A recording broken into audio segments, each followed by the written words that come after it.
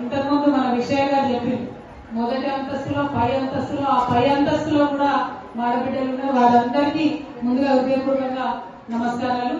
ముఖ్యంగా అక్కడి నుండి ఎదుర్కొని నృత్యాలతో తీసుకొని వచ్చినటువంటి చిన్నారులకు ప్రత్యేకంగా ఆశీర్వాదాలు.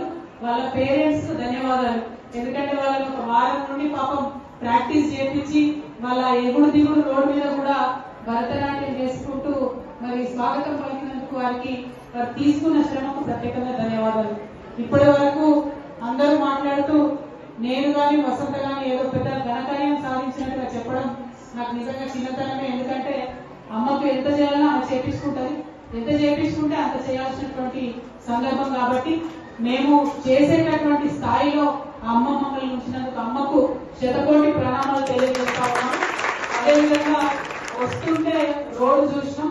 రోడ్ అంతకుముందు అధ్వానంగా ఉంటే అంతో ఇంతో వసంతనే చేయించింది.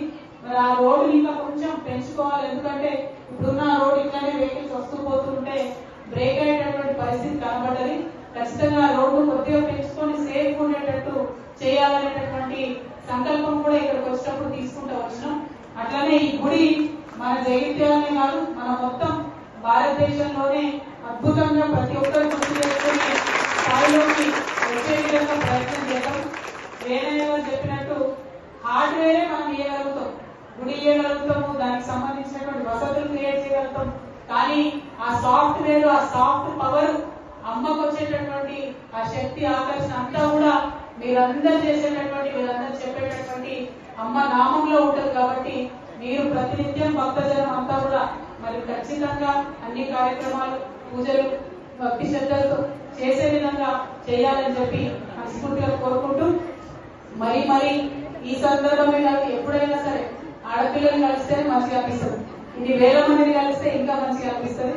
మరి ఇటువంటి అదృష్టాన్ని నాకు ఇచ్చినటువంటి నవదుర్గ సేవా సమితి వారందరికీ మరొకసారి ధన్యవాదాలు. ఇప్పుడు మనం మొదటి అడిగేసినాం. గుడికి కావాల్సినటువంటి ద్రవ్యం ఇంకా చాలా ఉన్నది. దానన్నింటిలో కూడా మళ్ళీ నా పాత్ర ఉంటుందని చెప్పి మనస్ఫూర్తిగా తెలియజేస్తూ మీ అందరి దగ్గర సెలవు తీసుకుంటున్నాను. ప్రత్యేకంగా మేనయ్య గారికి పాదాభివందనాలు తెలియజేసుకుంటున్నాను. విజయ్ గారికి పాదాభివందనాలు తెలియజేస్తున్నాను. జై భవానీ, జై భవానీ, జై తెలంగాణ.